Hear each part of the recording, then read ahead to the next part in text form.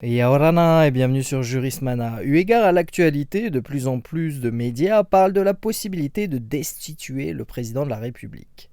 Mais quel est le régime juridique relatif à cette possibilité? Nous allons rapidement l'aborder dans cette vidéo.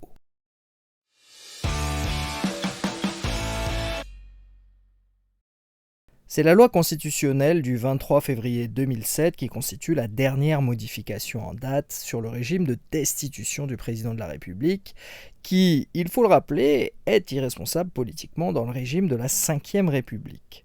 Ces dispositions sont présentes à l'article 68 de la Constitution, précisé par la loi organique du 24 novembre 2014. Le chef de l'État peut ainsi être destitué par le Parlement, constitué en haute cour, en cas de manquement à ses devoirs manifestement incompatibles avec l'exercice de son mandat. Le Parlement est dans ce cas constitué en haute cour réunie sur proposition d'une des assemblées parlementaires, confirmée par l'autre, chacune statuant à la majorité des 2/3 de ses membres. Cette hypothèse ne s'est jamais réalisée. Et si vous aimez ce contenu, n'hésitez pas à vous abonner, à aimer la vidéo, à la partager et à la commenter. Marurua.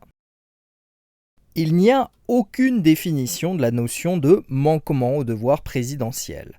La doctrine met en exergue des situations qui pourraient s'assimiler à de tels manquements, tels que le cas de meurtre ou autres crimes graves, l'utilisation manifestement abusive de prérogatives constitutionnelles aboutissant au blocage des institutions, voire la décision de mettre en œuvre l'article 16 alors que les conditions n'en seraient pas réunies.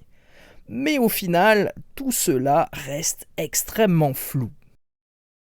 En théorie, l'indétermination du fait générateur de la responsabilité, et surtout le fait que l'unique sanction prévue soit la destitution et non une peine d'emprisonnement par exemple, font de cette procédure plus une responsabilité politique qu'une responsabilité judiciaire pour le chef de l'État.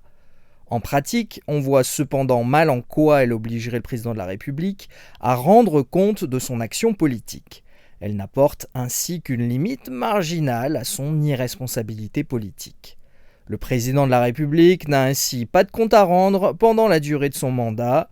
Tout au plus, il peut être désavoué au terme de son premier mandat s'il sollicite un second mandat sans l'obtenir.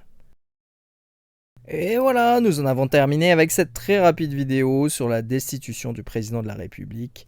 Merci à tous et à très bientôt sur Jurismana. Parheane.